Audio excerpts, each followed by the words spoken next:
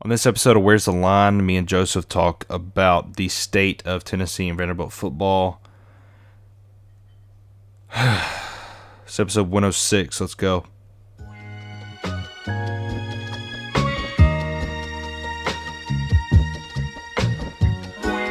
You are now listening to the Where's the Line podcast with Joseph West and Britt Dillard. Enjoy the show.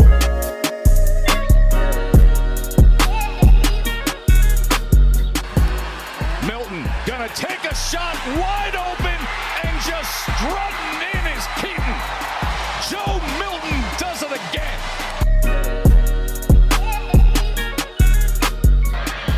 Orji again on a blitz. Levis pocket collapses. He's on the run. He just heaves it up. And it's intercepted by Vanderbilt. And let the celebration begin. The streak is over at 26. The Commodores win it. Talk about Vanderbilt football. Deep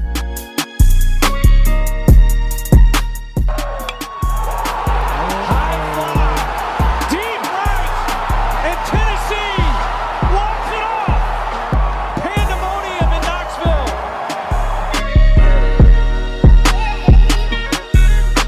Center field, DeMarco. There to make the catch. Anchored down. Vanderbilt on top of the college baseball world again.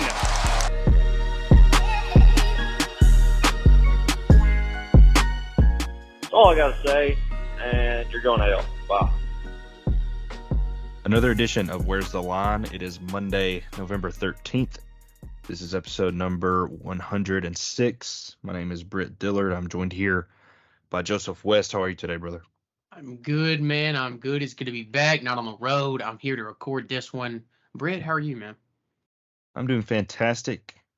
It's Monday. The sun came up this morning. I got a cup of apple juice. I'm feeling good.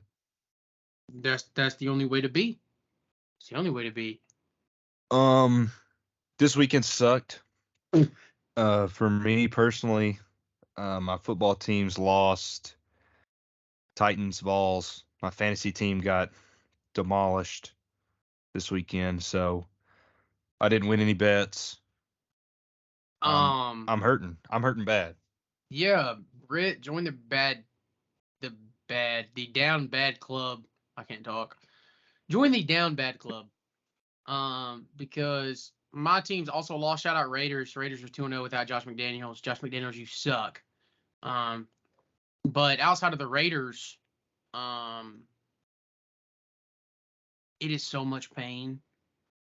Like you can't even begin to describe the amount of pain. I'm going to try to describe it to y'all in a bit, but a lot of pain. A lot of pain. Before we get too far into it, though, and I'll start going on about how much pain I have, remember to follow us. Subscribe. You know where you listen to this. Subscribe if you listen on Spotify. Subscribe if you're listening on Apple Podcast, iTunes, whatever it's called these days. Subscribe. Like us. Leave us a 5-star review on Apple Podcasts. On YouTube, follow us at WTO Pod. Same thing with Twitter, just an underscore. Okay? Follow us. Come on, give us a follow. Get that out of the way there. Yeah, I think basketball season will be – this may be our biggest basketball season. I think Tennessee's going to be pretty good, and if Vanderbilt is going to fire their coach, I think that could be good content too. Anger is good content, so. Anger is good content. We will start with Tennessee here. I'm not going to waste too much time. We'll get into the doors later with my anger and sadness. Vols took on the Tigers this weekend. We had an interesting breakdown episode with me on the road. So I didn't really get to hear all what Britt said live, but I did get the opportunity to go back and listen. So I am very caught up with what we both thought about this game. So we are good and we're ready to go. Yeah, basically, last week I said that Tennessee had figured out the offense. Tennessee had learned how to call plays for Joe Milton. I was wrong. I was very wrong. And really my only reason that I really thought we would beat Missouri, and the only reason that pretty much anybody could come up with is, hey, it's Missouri. That was pretty much the only thing that anybody could think of. We knew that Tennessee was going to get gashed on defense. What we didn't foresee is Tennessee would not be able to run the ball at all whatsoever.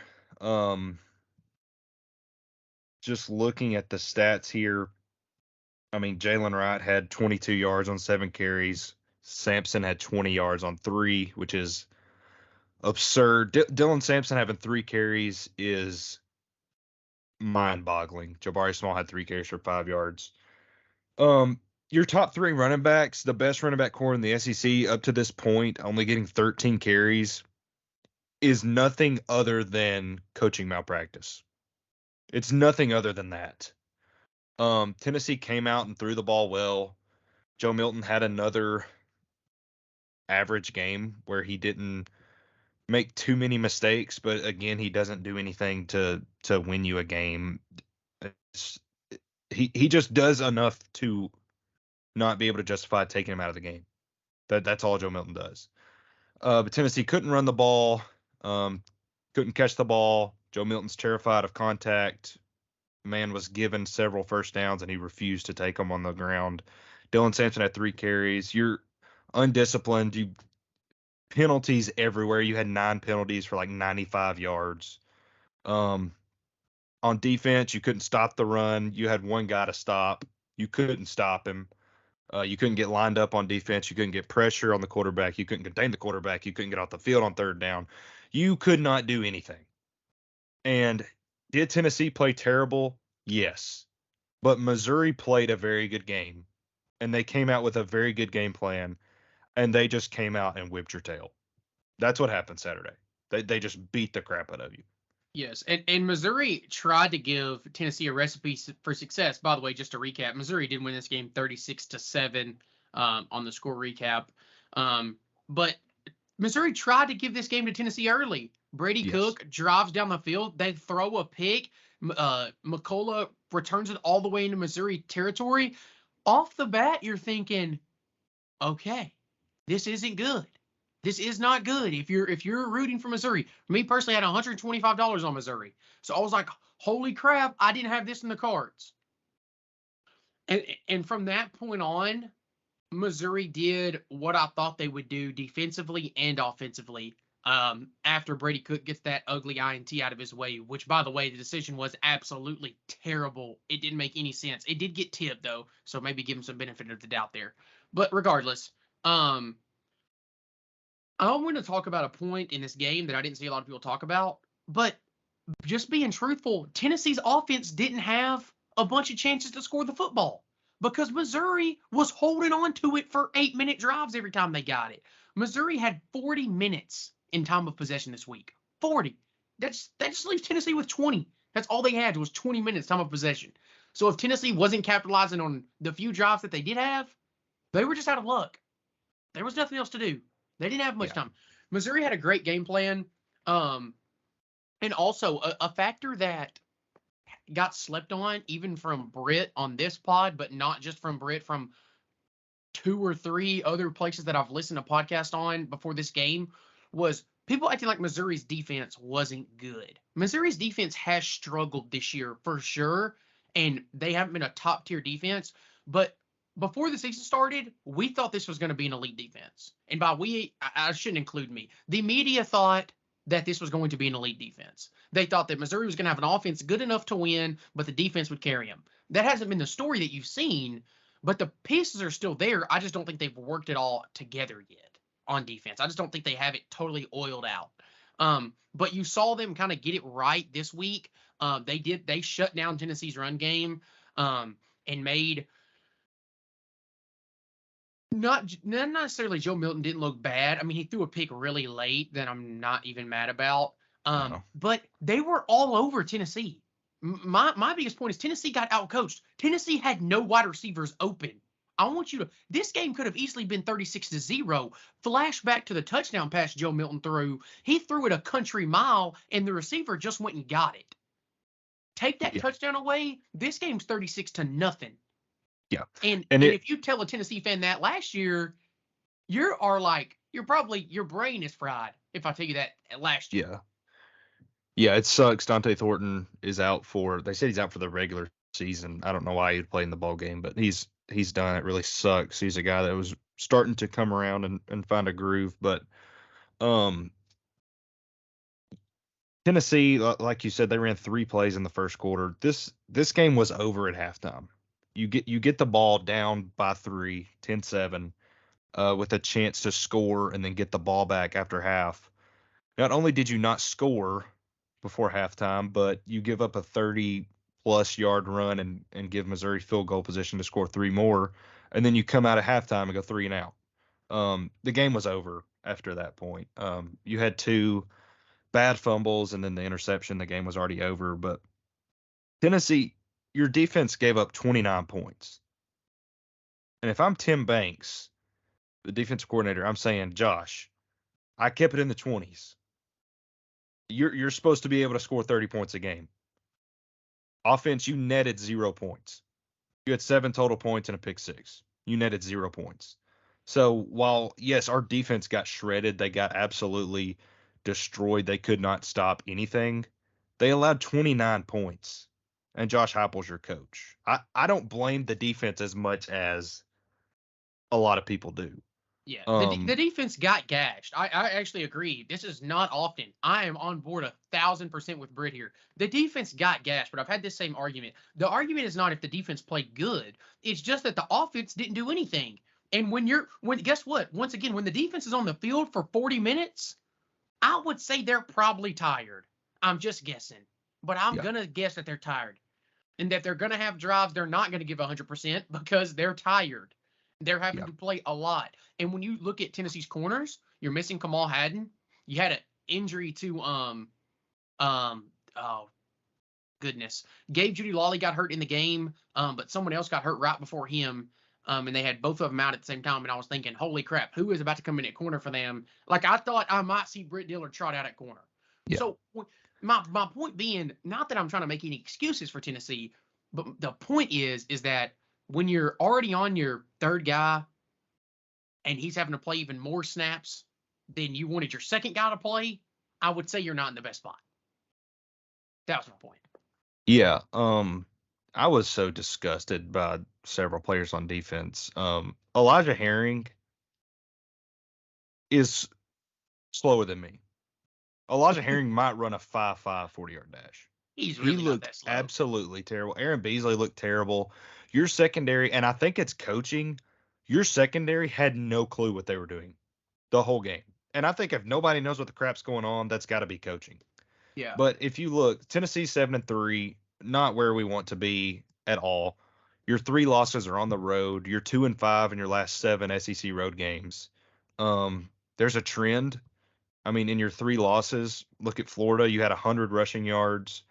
Against Alabama, you had 130 rushing yards, and then this week you had 83 rushing yards. When Tennessee doesn't run the ball, they don't win because we don't have the passing game this year to overcome a lack of rushing. The argument this year has been about Joe Milton. In my opinion, if the offense is struggling, it's one of 2 things. It's either your coaching or your quarterbacks. I go to Joe Milton because I do not want to turn on Josh Heupel right now. I'm not willing to take that step. But one thing that we're not talking about is Joey Housley, your offensive coordinator. Like, how you obviously lost Alex Golesh last year. Your offense was the best in the country. And I know you lost Hendon Hooker, you lost Jalen Hyatt, you lost Cedric Tillman, you lost a first-round right tackle, you lost your starting guard. You lost a ton of guys last year. But the play calling should not be this different if Josh Heupel is the offensive guy we thought. Like, I thought Josh Heupel was calling all the plays last year, but he must have not been because the coaching in the 3 games that we have lost have been absolutely atrocious. They've been absolutely terrible, offensively and defensively. So I can't say that Joe Milton lost us this game because he simply didn't. I don't think I can confidently say that he's lost Tennessee any games. I don't think I can say, hey, we lost this game because Joe Milton did this. I also don't think I can say, hey, we won this game because Joe Milton went off. I don't think I can say that either. I would argue Kentucky. Yeah, and Joe Milton had a great game against Kentucky, but I mean, if Dylan Sampson doesn't play against Kentucky, you don't win. And there's another trend. When Dylan Sampson doesn't get any carries, you don't win. He had 3 this past weekend. Against Florida, he didn't have any. No touches at all. And then against Alabama, he has 4. Like, he's your most dynamic playmaker, and Jalen Wright's your workhorse. But when Dylan Sampson doesn't get the ball, Tennessee doesn't win. Tennessee does not have the quarterback to win off of passing the ball. Yeah, I would argue that they don't have the weapons either. The guy, listen, I don't say this as any slight to Josh Heupel, but his players last year's made him better. I mean that's part of it. That's part Absolutely. of being a coach. I mean, Absolutely. it's just how it is. And Golish being his friend and a guy that he's trusted and been with for a long time, I'm sure made him better too. It would make anybody better. This is not a slight to Heupel, but it's hard to replace a second-round pick, Hyatt. I think he was second. Maybe it was after that. An NFL, he got drafted. Okay, he got drafted in the NFL in the top 4 rounds for sure. I think we'll say that anyways. He got drafted. Okay, Hendon Hooker got drafted in the 2nd round or 3rd. One of those. I don't remember where anyone got drafted. Apparently, he got drafted early too. He was a great quarterback. Okay, sorry, I don't want to get anything wrong, so I'll just steer away from the. Well, I obviously don't know either. I would correct you. So there is that, and then you lost a top 10 pick. One of your offensive linemen got 10. So I agree with Britt and what he's saying. You lost a lot of guys. I don't think I look back at the season and I say, what were my expectations for the Tennessee Vols? My expectations were for the Vols to win 8 to 10 games, somewhere in there. I think the Vols are going to do that. I think they'll probably win their bowl game as well. You get to 9. I don't think this season is a failure. I saw some Vols fans calling it a failure. I don't know if it is. Now, here's the reason I say it could be. You lost to Florida, a team that you're better than. And that alone is a game I think you can circle and say, hey, this game should have never been lost. It got lost because we got outcoached, or we got this, or we got that. That's unacceptable. So because of this season's a failure. But then again, you're talking in absolutes. You're saying because of this Florida game. So if you would have won out after the Florida game, is it still a failure? No. So it's just like, I don't like talking in absolutes, but I understand if you say, hey, the Florida game makes me not happy with the season. I can at least sit down and kind of understand you and maybe even agree with you. But your other losses, Alabama's a better team.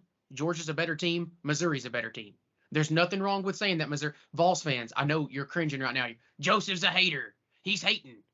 Missouri's a better football team than you this year. That is okay. It is okay. They're a better football team. It's all right.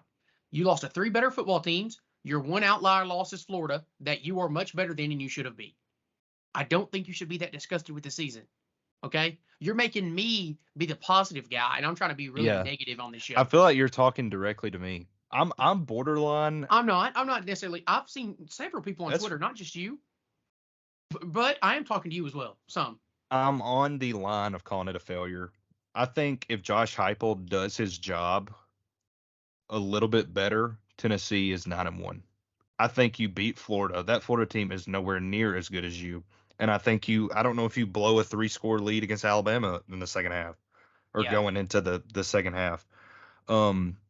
And Missouri, they're very comparable in talent to you. I think you're just 3 or 4 spots. They're just 3 or 4 spots behind you in talent. I mean, it's not like they're a much better team, but on Saturday they were a lot better than you were. It's not as much of a failure as it is a waste when you look at the seniority on this team, when you look at just how many veteran players and how many players you're losing next year. I don't want to get into it too much. We've got Kentucky. We've got Georgia next week. I'm penciling it in as a loss. But you never know. If we'll see what the ultimate ball picker has to say about it. Yeah, if Tennessee loses to Georgia, I won't say it's a failure. I'll say it's a wasted season because you won 8 games with a 6-year quarterback, and your future, the quarterback of the future, got 0 reps of any worth. It's as simple as Joe Milton is never going to play for Tennessee again. Nico Iamaleava is going to play for probably the next 3 years, and we still have no clue how good he is because you stuck with Joe Milton. If you lose to Georgia, you are going to finish the season with 0 ranked wins. Your best win is against Kentucky on the road. None of those games were won by Joe Milton. And it's not just Nico. I think Gaston Moore could have won the 8 games that we won this year. If you look at, he's been with Josh Heupel forever. Joe Milton's a guy that hasn't progressed any. I don't think that's a hot take at all to say that Joe Milton didn't win Tennessee any games. So to me, it's a lot more of a waste than it is a failure. Yeah, I would disagree with Britt to an extent, but not in full. I get what you're saying, and I hate it because with my team, I'm on the total opposite end of the spectrum. But it's just that I get what you're saying. But for me, it's first of all, the good news is that you don't have to stick with Nico no matter what. If Nico comes in next year and sucks, listen, he's had a year to get the system down. He's had a year to learn the guys. He's had a year to get acclimated with everyone. Because most important quality a quarterback can have, in my opinion, leadership. You need Nico to be a leader, and he's going to need to be a young one. He'll be a redshirt freshman. Need him to be a leader. So that's what Hendon Hooker was great at, may I remind Vols fans. You need him to be one.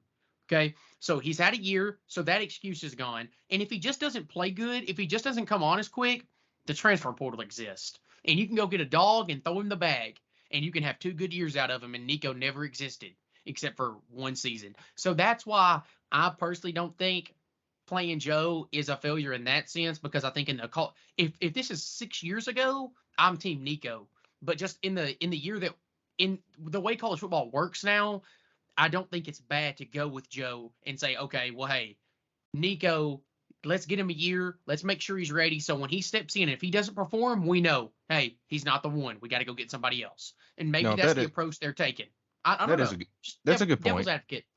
That is a good point. I'm not on team Josh Heupel's a bum. I'm also not on team Josh Heupel's an amazing. Like last year, you heard me give him an A+. You heard me call him borderline elite. I'm for sure he's not elite right now. I'm 100% sure. Elite coaches don't lose games. That's not true. An elite coach doesn't lose to Florida this year.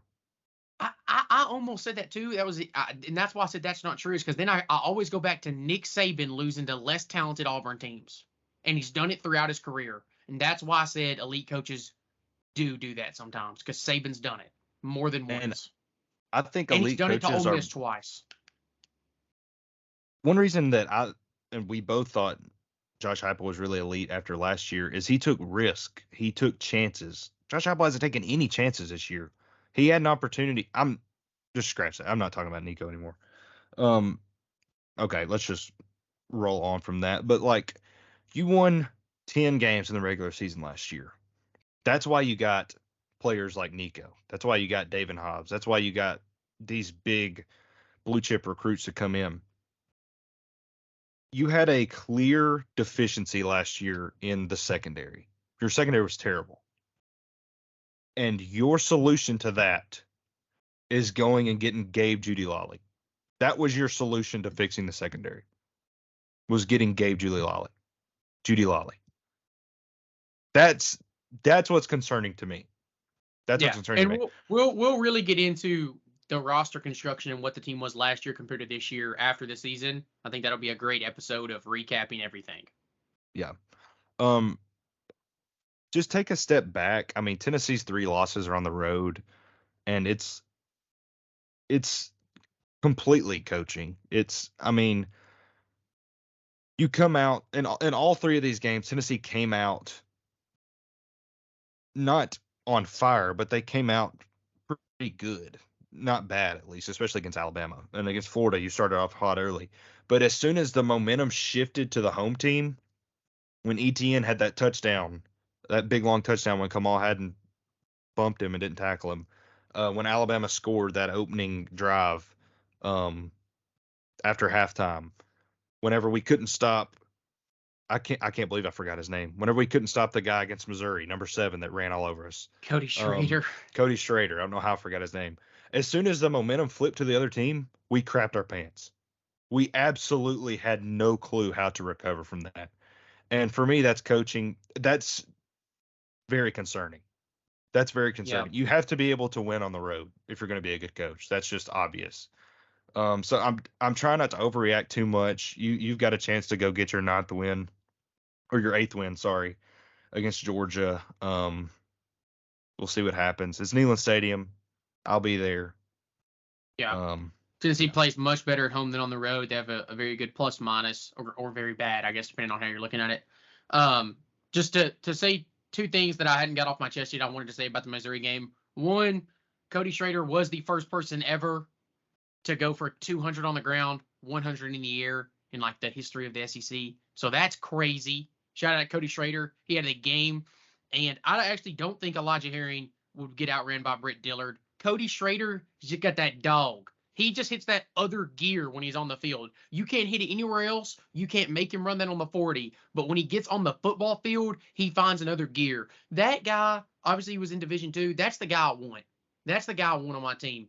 So, like Cody Schrader, I feel like everybody just wants a Cody Schrader. Dude who did it the hard way, was Division II. Like, man, what a guy. Yeah.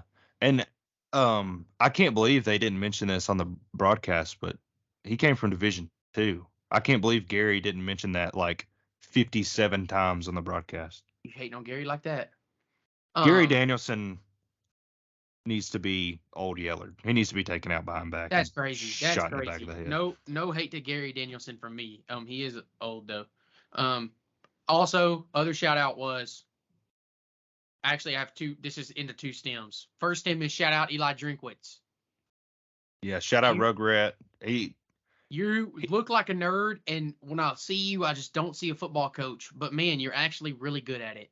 So, shout out to you, Drink. Yes. Stem number 2 of that is, thank you, Drink. You have made me look so smart. I predicted your team to go 9-3 and finish second in the SEC East. It looks like, assuming you don't make me look really stupid now and lay an egg against Florida or Arkansas, it looks like you've got a real shot. We'll say a real shot to go 10-2. 10-2, you're going to be favored in both games. You're going to go 10-2. You're going to lose to LSU that you should have beat. I would argue that. And you lost to Georgia by 9 in Athens. Man, that's a great season. He's got quality wins on there. Kansas State, a good team. Tennessee, a good team. I mean, he's got 2 great quality wins. He made me look really good. Like I said, he might win 10 games. Thank you, Eli Drinkwitz. Shout out to you, my brother. Yeah, Eli Drinkwitz farted in Josh Heupel's mouth. Made him like it. That's crazy. That is crazy to say. Is it time to get negative? I mean, is it that time? If we're not already, yeah. Deep breath. First of all, I have an announcement. Before we get any further. On this podcast last week, I was driving to Nashville to attend a Vanderbilt basketball game. And I said on this podcast, I don't even remember what I said on this podcast, actually, but I can tell you that I said Vanderbilt was going to be good at basketball. Yeah, Very you said good. top 6. I said top 6 in SEC. the SEC good. I got really bad news. We may not be top 60 in the country. Matter of fact, we're not going to be. We're not going to be top 60 in the country. Yeah. Jerry Stackhouse, you follow me on Twitter. We've come a long way. You're a bozo, man. You're a bozo. You deserve to get fired yesterday. You suck, brother. You suck. You couldn't coach Gordonsville High School. You don't deserve to. You get no offense. We've got no off-ball movement. No ways just to get one of your guys a bucket. And not only that, but my whole entire life, I've known Vanderbilt basketball for one thing, shooting. We ain't got one dang shooter on the whole team. Go get a local white dude at the YMCA, Jerry. He shoots it better than your team. Jerry Stackhouse, you suck, and you should be fired.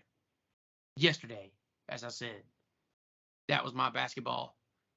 As we're going to have to get into more basketball in the NFL here shortly. But that's my basketball for now. Jerry Stackhouse. God, dude. Dude, your expectations were so low, Jerry.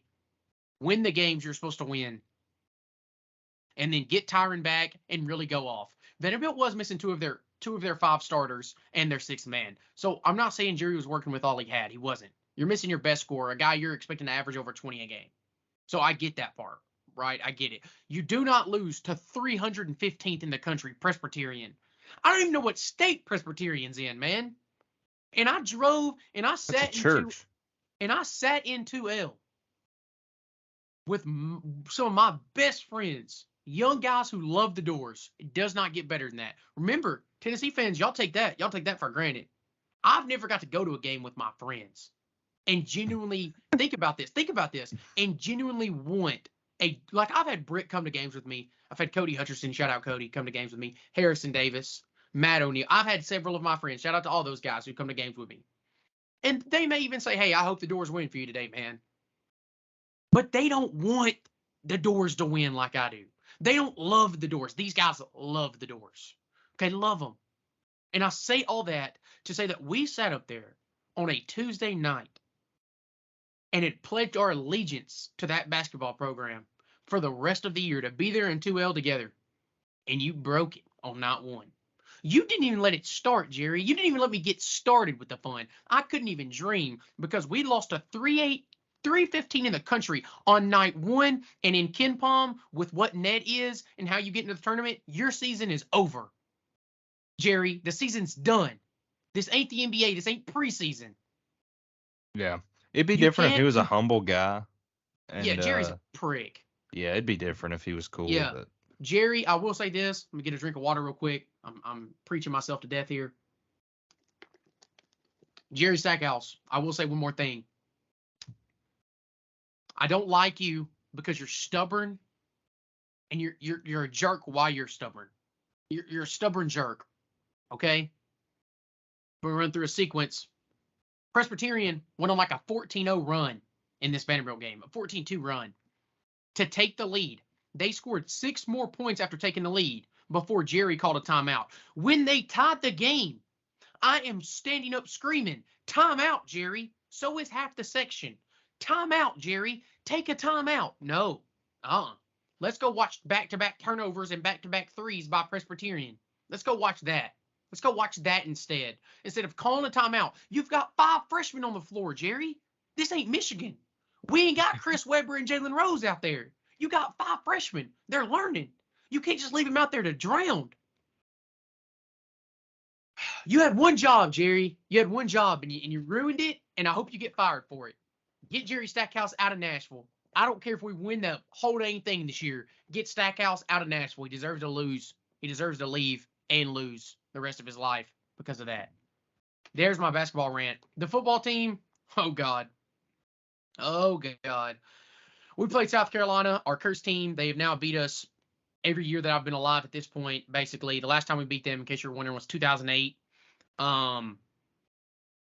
South Carolina beat Jacksonville State last weekend by 3. Similar score to the Vanderbilt game, kind of. We lost 47-6. This team sucks, dude. This team sucks. Talk about a guy. I just praised Eli Drinkwitz for making me look like a legend, like I know football as much as I think I do. Thank you, Drink. There's one team I can't stay away from, and I don't know anything about them apparently, and it's the Commodores. Screw you, Clark Lee. I hope you get fired. And that's how we're starting this podcast. Candace Story Lee, I'm going to clip this and I'm going to send it to you in my letter that I'm sending you. Please, for the love of God, get these bozos off of West End. I hate them. I can't stand them. I love this university more than I love recording this podcast with one of my best friends. Okay? I love this university. I want nothing more than to watch this team succeed, and we suck. And I can't stomach another minute. I will cancel my season tickets. I'm not leaving. I will not be back until these bozos are gone. Now, Clark Lee, I'm going to give him 1 extra year because I think he's going to make a lot of changes from his coaches. I will be in First Bank. I will not be back in Memorial until Stackhouse is gone. And Lee, I know I just said he's going to get another year, and it's only because I think he is. But if I thought Vanderbilt had the nuts, fire him too. Get his bozo self out of here. Vanderbilt lost 47-6 to South Carolina. An absolute pitiful loss.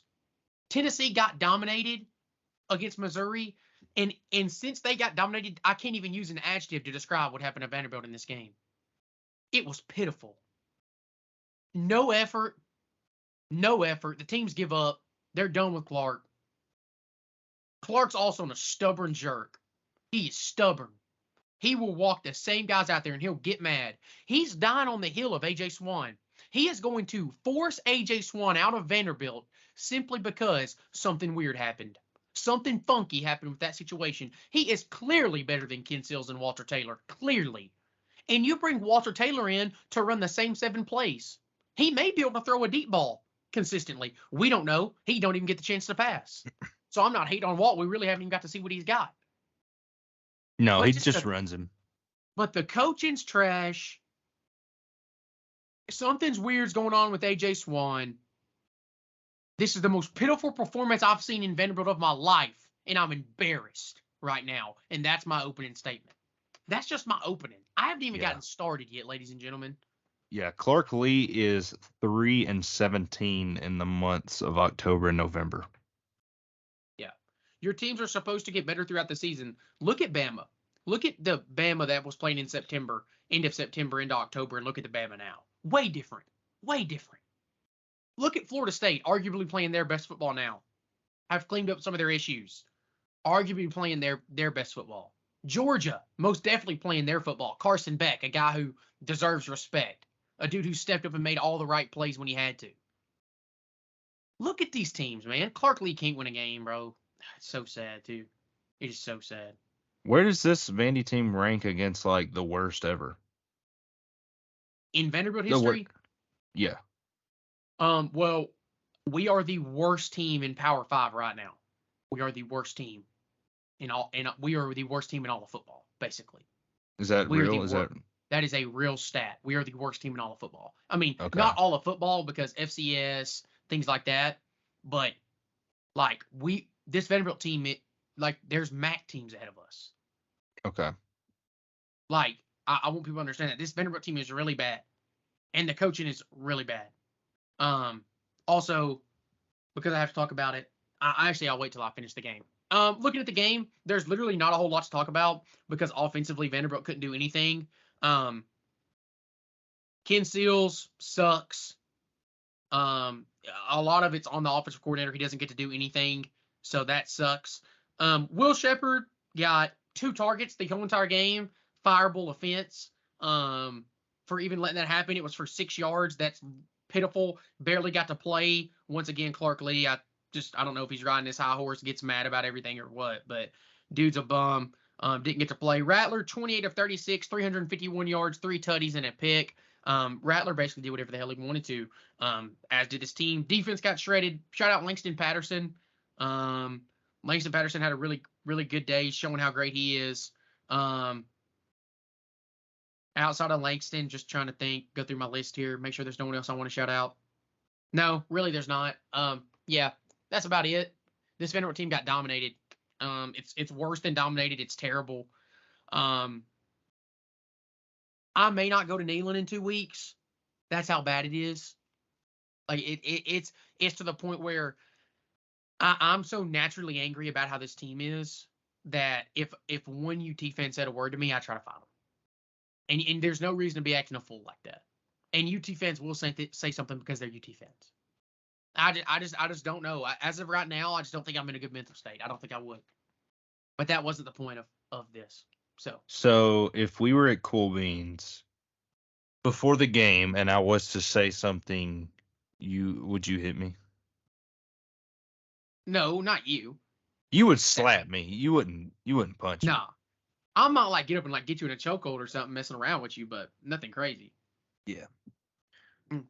Yeah, so this team sucks, in case you didn't get that earlier. I don't know how you move forward. It's such a tough question because Clark still has things his way. He still has Dante Carter. He's still got other 4-star. Come on. His name just totally slipped my mind. Are you kidding? Golly. Dante Carter, as I pull this up real quick. Sorry guys. You've got guys like Langston Patterson. You've got guys like CJ Taylor, if you can keep him around, which I highly doubt. You've got guys like Whit Taylor. Whit Taylor, I think is his name. Muschamp. You've got, let me make sure that is correct here. I thought Whit Sorry. Taylor played in like the 70s. You're right, I think he did. because I beat him in a fishing tournament one day. Whit Edwards, maybe. For some reason, that seems right. All right, I think it's Whit Edwards. We're gonna roll with that, actually. Yeah, I'm almost positive it's Whit Edwards. I'm done looking. Whit Edwards, another great 4-star you have coming in. So cool. Clark Lee has some things going his way. Stadium behind me. This part of the stadium will be done by next year. That's awesome. The other end zone the year following. That's awesome. NIL is getting a lot of support. That's dope. They've opened some things up with grades. We're going to be able to hit the transfer portal and maybe go get 6 to 10 guys. That's great. That's awesome. That's really good. It does not matter if Clark Lee cannot coach. And he has shown us absolutely nothing to show me that he can coach. You lost to ETSU. You lost to UNLV this year. You've lost to Wake Forest twice. You're getting drummed, buddy. Doesn't matter if you can't coach. Really hope he can. I hope he goes and makes 2 great coordinator hires with the money and the support that he's now getting. Hopefully he will. I have no faith in him, though. I think he's a bozo, and get him off West End. And that's where I'm at with Clark, and I'm not changing no matter what. I'm the stubborn jerk now. I get to be the jerk, and I get to be negative because I'm never negative. Whoa! And I'm never a jerk. There's a bunch of ends. Didn't like that at all. No, you have every right to be negative. Look how negative I am. I called last season. I called Tennessee's 11-2 season a failure. Yeah, and that takes me back to the point of like you talked about it earlier, and another one of the podcasts I hit on it. He said that UT fans thought they were going to win this game because the helmet said Missouri, right? And UT fans thought that because they were Tennessee, they were Missouri, it was a win. It's a wrap. They should win that game. The facts were that Missouri's team was better, right? It was. I thought it was on paper. I was a Missouri believer, obviously preseason. I believed in his team. Thought they were going to beat Tennessee. That's where I'm at right now. Is the point of, hey, I know exactly what I think is going to happen. I'm staying on it no matter what. I'm the jerk. That analogy wasn't well put together. It's fine. I don't care. I don't even care if it didn't make any sense. This Vanderbilt team really pisses me off right now, and I'm in a bad mental space because of this team. They have put me in the trenches. This athletic department is the worst I've ever seen it in the history of the Doors. It's the worst in my whole entire lifetime. I've never seen us down this bad before. That is crazy. I want you to think about that. That's crazy. Even you can say, well, Joseph, there were some years your football team was bad. Sure. Are you talking about like when early 2000s when we went to the Sweet 16? Like, talk about 2012 when our football team was good and I watched us win the SEC championship same year. Like, bro, my life, our athletic department maybe hasn't been great. It hasn't been trash. Right now, it's tragic. Fire everybody. I still love the Doors. Get me in West End. That's all I can say. Get me on West End because no one cares as much as I do. No one will put in more time than me. Make me AD. Joseph or AD of Vandy? I thought y'all would have a new coach every year. No. You would make a coaching hire every year. You got to think about this. This is what I try to explain to people. This is the guy that believed in Mason too long. Like, I believed in Derek Mason until almost 2020. Like, at the end of 19, I was like, this doesn't look good.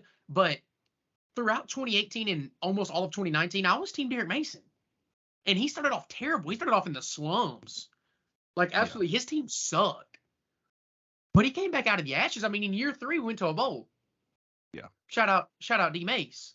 Now, he left our program in shambles. But, like, I'm just saying, I know I'm fiery and I get pissed and way too emotional about the Doors, but I believe when I think they got something. But I'm telling you, if I don't believe in Clark Lee, I don't know who does. I don't know who does. And that's me being completely honest. You can't question Derek Mason's ability to come back. That man has a full head of hair somehow, and it looks amazing. D-Mace is him. One thing about this podcast that is kind of, it's not frustrating, but it's kind of annoying, is that, like, we get on here and give unfiltered opinions. And I don't know if you do, but I get attacked for my opinion. I have people that feel the need to let me know why I'm wrong every day. But, like, if we did this podcast in 2017, 18, 19, even 20, I would have been on here shilling for JG. I love JG. I backed JG until the bitter end. And now people are like, well, you always just blame the quarterback. I rode JG until the wheels fell off of him. So, like, it's not as simple as some people would think. When you're not the man in the arena, when you're not the man giving your opinion as open discussion, it's easy to disagree with people.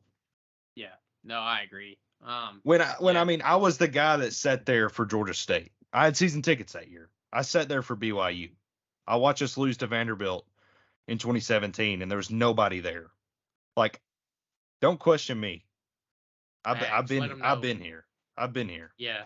Sadly, I've been here as well. That was cool. Britt mentioned something actually where I got to smile. I was at 2017 UT game with Britt in Knoxville. Yeah. And I actually got to smile. That was, I think, the last time I actually did. So that's cool. Vanderbilt got destroyed.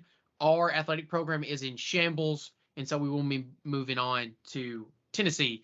Tennessee is taking on Georgia this weekend. They got the number one Dogs.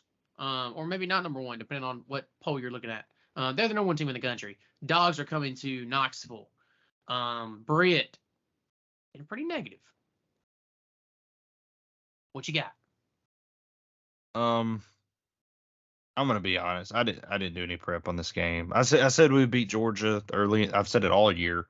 Then last week I kind of pivoted to, well, if you lose to Missouri, I don't know how you get up for Georgia. Being at Neyland Stadium makes a big difference in this game.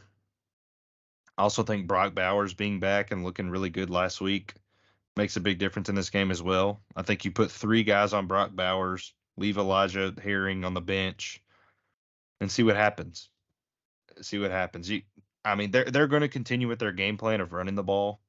Joe Milton just needs to be good enough. If Joe Milton plays the same game he has the last 5, I don't think he'll do any better than he has. But if we do that and he runs the ball and our defense can stop Brock Bowers, we may be able to keep it within 2 scores. But I think there's no way Tennessee wins. I think they're 10-point dogs right now.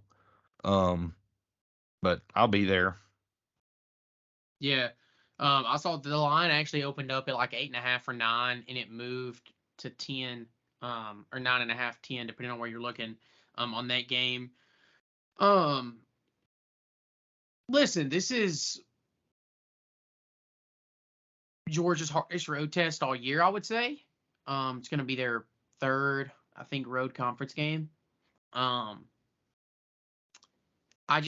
don't see how any other game was harder yet. And Tennessee plays really good at home. That's some things that Tennessee has working for them. Biggest problem is here, Georgia's defense is still so dang good. And they may let you hang around early, but they absolutely drop their set at halftime. Kirby Smart may have the greatest halftime adjustments a college football coach ever. That's how good his halftime adjustments are. They're amazing. Dude comes out and drops a set every game at halftime. That's close. He comes out and drops one, and he goes, you know what? No. I mean, it was 14-14 in the Ole Miss game with 14:20 to go before half. With 14:20 to go in the fourth quarter, it was 45-14. Yeah.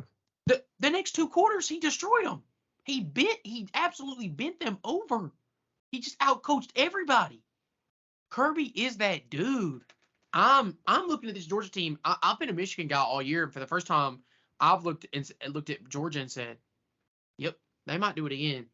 They might make history. Be the first team ever, I believe, to go undefeated 3 seasons in a row in the regular season. And if they win back to back to back, we're watching history." And I hate it. No, that's never been done. We're watching history, and I hate it. I am frozen. I'm geeked up right now. Yeah, you looking good. No, I said it. Go back 2 years. This time 2 years ago, I was saying we cannot let Georgia win. We cannot let Georgia win the national championship. If Georgia wins a national championship, it's over for everybody. You did say that. And now it's our worst nightmare coming true. Missouri is being kept out of the SEC championship because Georgia has 55 stars that Kirby somehow convinces them that everybody thinks they suck. Everybody thinks they're going to go 4-8. He somehow convinces these smooth brains that everybody's against them, and they just go out and just beat the crap out of everybody. Yeah, they just kill everybody. I've been on this podcast saying what I think about this game. I do think defensively, UT has the front to cause Carson Beck problems. Georgia hasn't been amazing at running the football this year. Like, they haven't been blown me away like they have in years past. We're like, yeah, you're not stopping that rushing game. First of all, some of that's because of a back. Milton, their number one back, has been plagued with injuries his whole career and has never been that good. He just went off against Ole Miss. But so stop Milton. I think they can contain the run, and then if they can get to Beck with a nice pass rush, I think you could see Georgia's offense struggles, which keeps this game closer than a lot of people may think, which is where I think the 10-point spread comes from. Look, Vegas has tall buildings. They know what they're doing. So that's kind of my early/intermediate thoughts, I guess, here. Yeah, and I don't want to be negative. I'm in a mindset where I look at the games Tennessee's won and I look at how bad they've lost, the games that they've lost. And I don't know how good this Tennessee team actually is. I mean, your best win is against Kentucky or a Texas A&M team that just literally paid almost $80 million to get rid of their coach. He was so bad.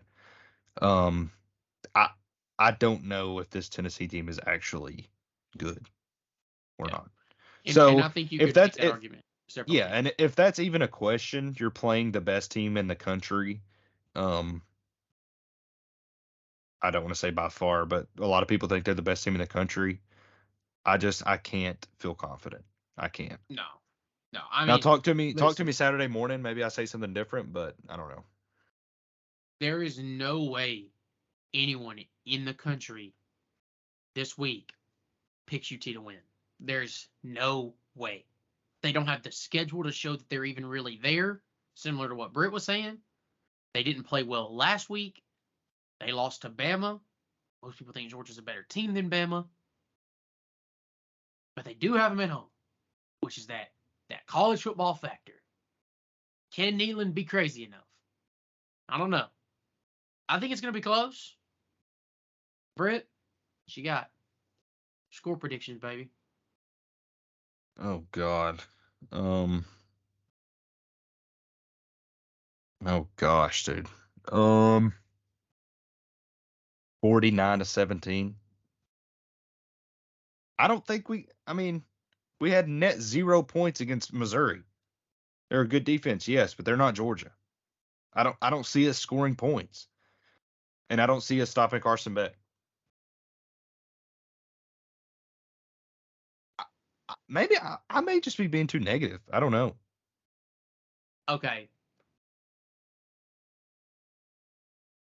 31-14 Georgia. 31. I agree. I don't think Tennessee's offense can score on Georgia. I just don't. Like, I mean, I just try to convince you of why Tennessee should have no points last week. Like, I don't think we can score on anybody. No, you can score on Vandy for sure. So you at least gonna have some points in that game. Yeah, and I think Kirby Smart loves to kill people, and I think if given the opportunity, he will step on UT's throat and he will squash them. 31-14 is probably being nice, but you just never know with Georgia. You never know. They could come up dead asleep until halftime, and if they do, Tennessee will have a chance in Knoxville. You know what? I'm changing my score prediction. 31-21 Georgia. That's my score prediction. 31-21 Georgia. There it is. Betting last week, I went 3 for 5, Britt. Ole Miss sucks and Vanderbilt sucks.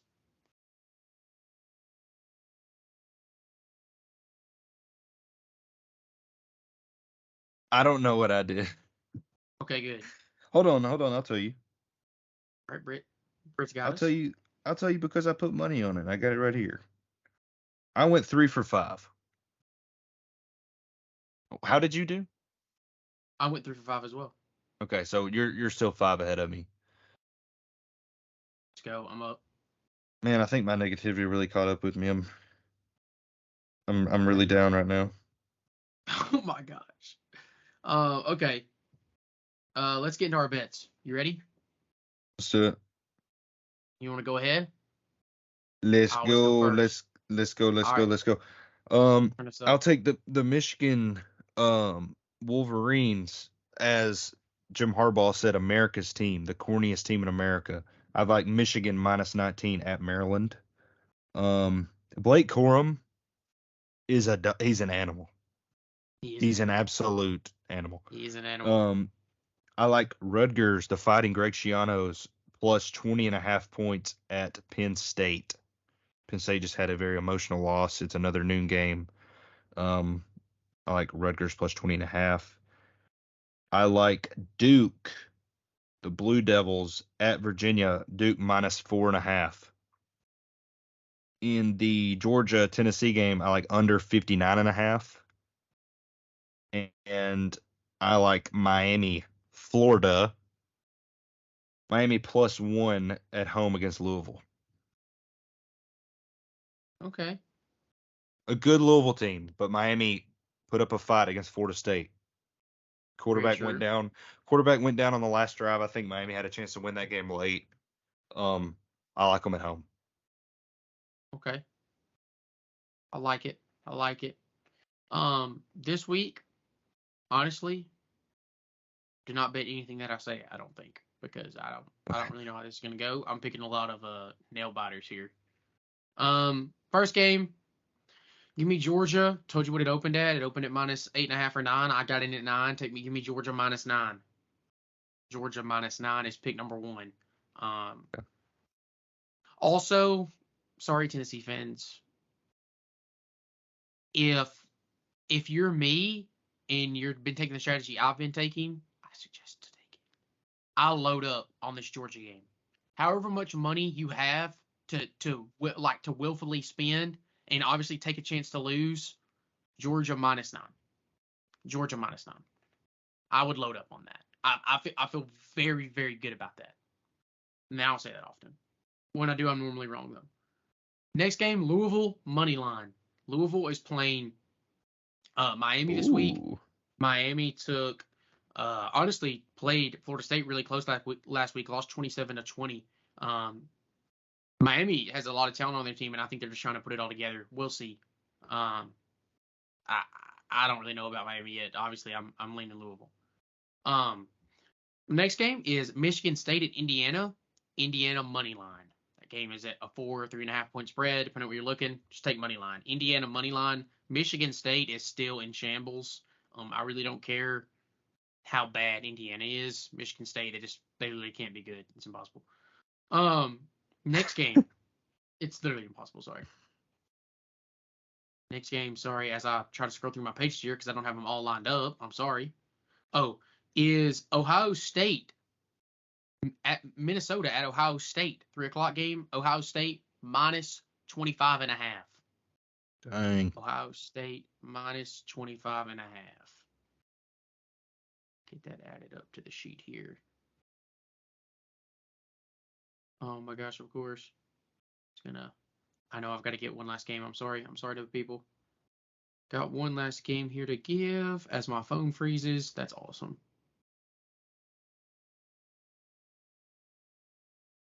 All right, thank you. Yeah, thank you. All right. Last game. Here's the crazy one. Texas at Iowa State.